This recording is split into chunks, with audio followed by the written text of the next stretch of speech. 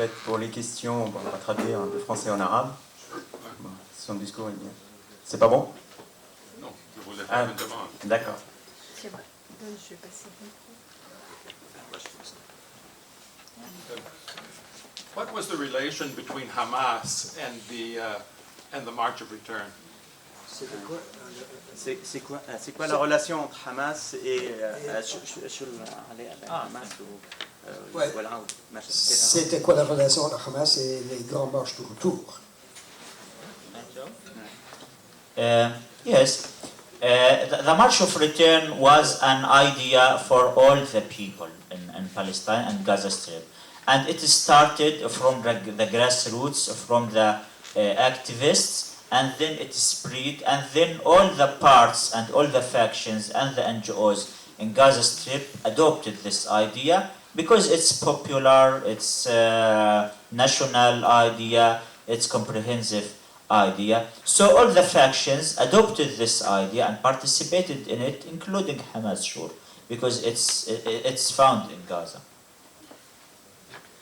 Alors, tout le peuple de Gaza dans son ensemble a adhéré à cette idée des grands marches de retour une fois que les militants ont lancé l'idée.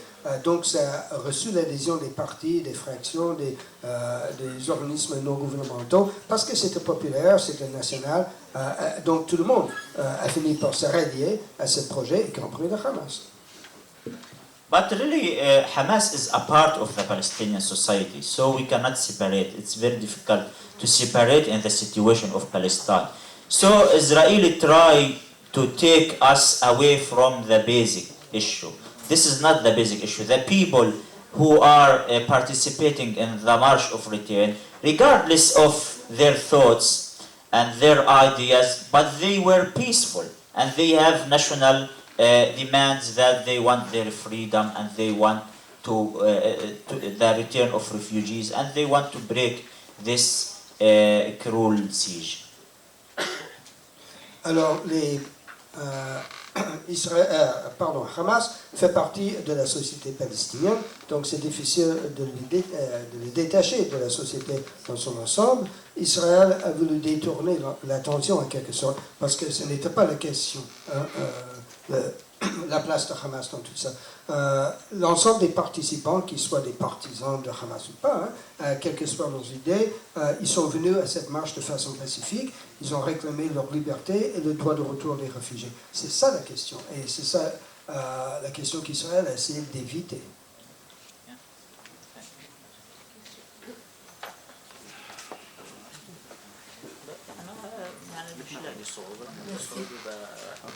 Non, je voulais savoir si vous étiez au courant de l'enquête de la CPI et où ça en était contre Israël pour crimes de guerre. Et ils ont donné jusqu'en mars, je crois, à Israël pour y répondre. If you're aware of the situation of the International Court of Justice, that Israel was accused of war crimes, and they should make a decision in this court in March. Are you aware of that? Do you have any news? About what? About this complaint which was lodged at the International Court of Justice against Israel. Yes, it was a positive step from the court about to speak about that Israel it may be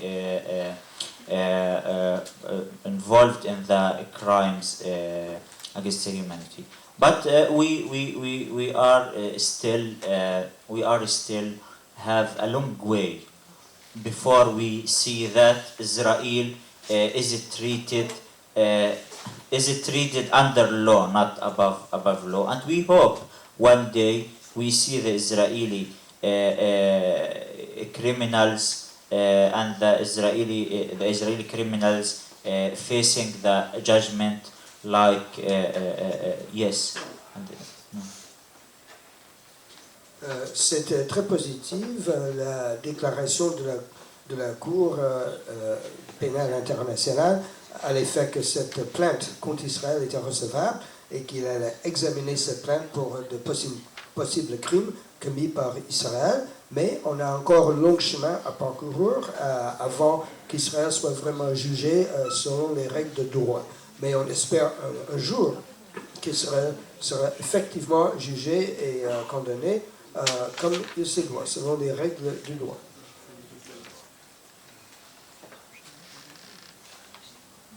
Merci. Ma question ressemble à la première, mais du point de vue des Palestiniens de Cisjordanie. Pourquoi ne participent-ils pas à une marche analogue pour le droit au retour des réfugiés de Cisjordanie, en même temps que ceux de Gaza? Et quel est le point de vue de l'autorité palestinienne là-dessus, par rapport à cette question du retour et des marches de retour? What is the point of view of the Palestinian Authority on the marches of return? Well, the first part is, why don't the Palestinians on the West Bank organize marches such as the one in Gaza for the right of return? And secondly, what is the position of the Palestinian Authority on the great marches of return? Yeah. Yes, I prefer to answer in Arabic. طبعا هناك كما تعلم هناك فصل إسرائيلي بين غزة والضفة، وهذا أعاق التواصل ما بين أهل غزة وأهل الضفة. جيلي لم يزر أبدا الضفة الغربية ولا يستطيع أن يختلط بالشباب، وهذا أثر بطبيعة الحال على القدرة على التنسيق بين أهل غزة وأهل الضفة. Donc, comme vous le savez, Israël a tout fait pour séparer les Gazaouis des habitants de Jordanie. Donc lui, il ne connaît pas les habitants de Jordanie, de Cisjordanie, et vice-versa. Et tout ça a des impacts sur la coordination du mouvement entre les deux.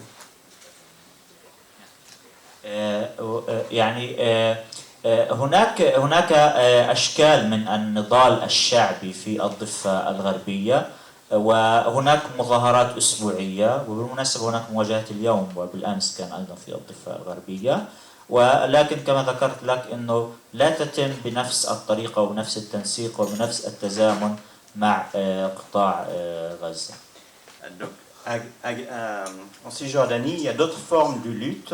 Ils ne se passent pas en même temps, c'est pas de la même façon, mais il y a quand même une lutte.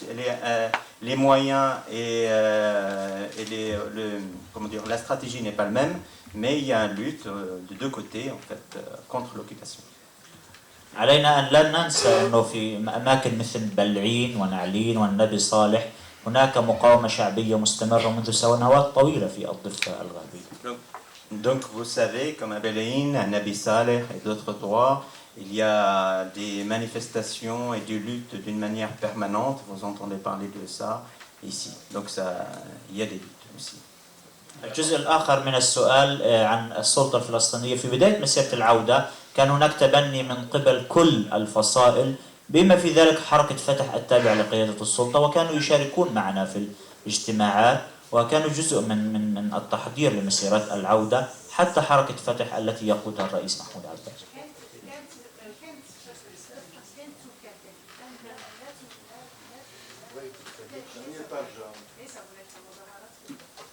Donc il dit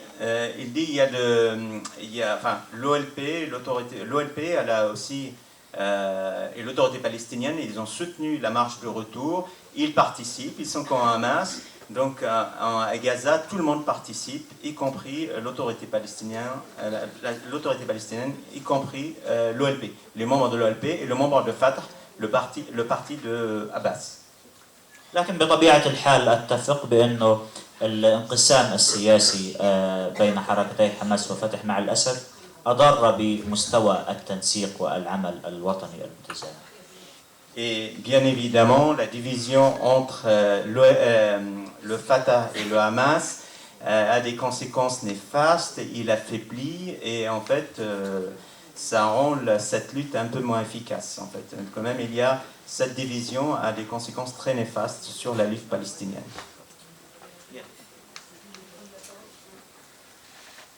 Alors je pense qu'il serait peut-être possible de regrouper 2-3 questions pour que ce soit plus facile. Voilà.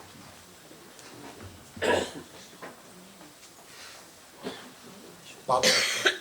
Une de mes questions, c'est aujourd'hui pour la sécurité d'un État, je n'appellerai pas d'Israël, il y a aujourd'hui 10 États arabes bousillés Il y a 400 millions d'Arabes tous les jours, aujourd'hui, dans un état de pauvreté endémique, en dehors des guerres civiles. Regardez ce qui se passe en Syrie, en Irak, au Liban, en Jordanie, en Libye et ailleurs. Ça sert à qui, tout cela? Est-ce que c'est le prix à payer pour la sécurité d'Israël?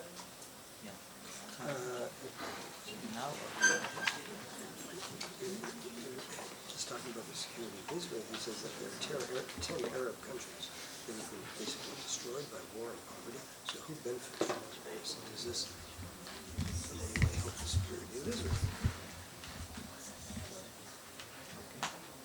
Answer it now or later? Later, I think, if there are other questions. Yeah. Other questions? Oui, moi j'ai une question. La question que j'aimerais poser, c'est celle des États, des Émirats, des États du Golfe. Ma question est la suivante, c'est est-ce qu'il n'y aurait pas un clivage entre le discours de soutien par rapport aux Palestiniens et la réalité économique, et notamment leur alliance avec Israël et les États-Unis? From the United Arab Emirates and the Gulf states, they verbally say that they support the Palestinian cause. Yeah, but they say that they support the Palestinian cause, but at the same time they have relations with Israel, so it's contradictory. Je voudrais poser une question aussi. Vous faites partie de One Democratic State. Est-ce que vous pouvez, s'il vous plaît, en parler? Et par ailleurs, comment vous voyez l'avenir de la résistance palestinienne? Quelles sont les étapes? C'est surtout ça. Quelle est l'étape actuelle? Parce que c'est bien évident que ce n'est pas simplement comme ça, du jour au lendemain, hop, le peuple palestinien va être libéré. Donc, quelle est l'étape aujourd'hui? So could you tell us a little about One Democratic State? Okay. Merci Guy d'avoir soulevé cette question. Salam alaikum, excusez-moi. Je suis M. Gilas, je fais partie de l'association Solidarité Palestine d'Argenteuil. Et là, on remercie l'ensemble des personnes qui ont organisé le fait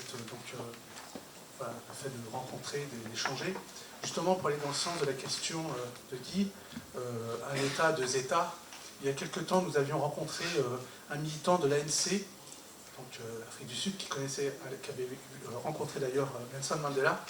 Et à l'époque, je lui avais posé la question, justement, avec le recul, puisque la question se pose aujourd'hui pour les Palestiniens, à choisir entre un État où vous êtes soumis non plus à un apartheid social, mais aussi à un apartheid économique, est-ce qu'il ne valait pas mieux finalement qu'il y ait deux États? Donc aujourd'hui, on a eu la réponse de Netanyahou et M. Trump, donc compagnie, etc. etc. Donc voilà, cette question va dans ce sens-là, et j'aurai d'autres questions à vous poser après. Une dernière chose, excusez-moi. Je voulais dire, on est en train de commémorer ces jours-ci la Shoah, et c'est normal. Et donc, tout à fait, voilà. J'aurais associé à la Shoah, moi en tout cas aujourd'hui, j'aurais associé à la Shoah, à Nakba.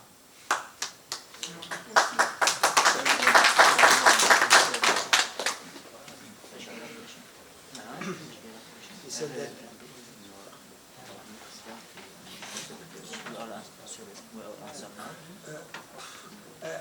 we can repeat the questions. He's from Argentina. He's from the Palestine Committee. But the last person who just spoke was one of the points on